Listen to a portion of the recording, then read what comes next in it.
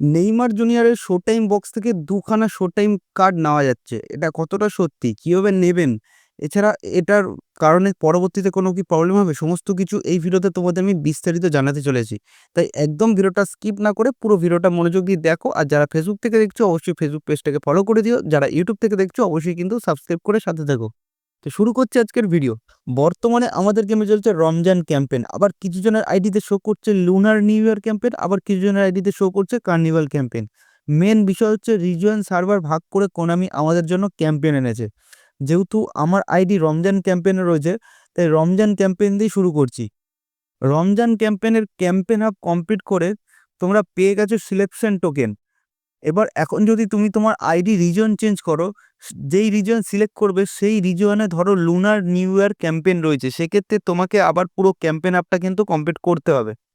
যেহেতু কমপ্লিট করতে হবে সেক্ষেত্রে তুমি আবার একটা সিলেকশন কন্ট্যাক্ট টোকেন পেয়ে যাবে।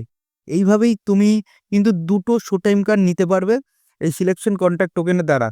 কিন্তু এটা টোটালি কিন্তু ইললিগাল। ১ মাসে হয়নি, প্রায় ৪০-৫০% মানুষের আইডি ব্যান খেয়েছে।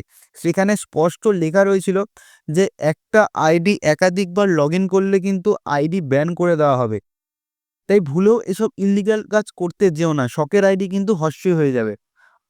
আরও একটা উপায় আছে, যেটা হচ্ছে তুমি যদি তোমার আইডি আইফোনে লগ ইন করো, সেক্ষেত্রে তোমাকে আবার জিজ্ঞেস করা হবে তুমি কোন রিজন সিলেক্ট করতে চাও। সেখানে তুমি অন্য রিজন চুজ করতে পারবে। তারপর যেরকম প্রসেস বললাম ক্যাম্পেইন আপ কমপ্লিট করতে হবে, দেন সিলেকশন কন্ট্যাক্ট টোকেন পেয়ে যাবে।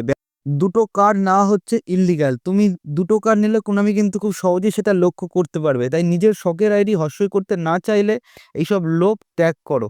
এই বক্সে সেরকম আহামরি প্লেয়ার নেই যে এত বড় একটা রিস্ক নেবে। হ্যাঁ, যদি এই বক্সে পেলে মারাদোনা থাকতো তাহলে ব্যাপারটা অন্য হতো, তখন রিস্ক নিতে ঠিক আছে। বাট আহামরি কার্ড না, তার জন্য রিস্ক নেওয়াটা পুরোটাই বোকামি।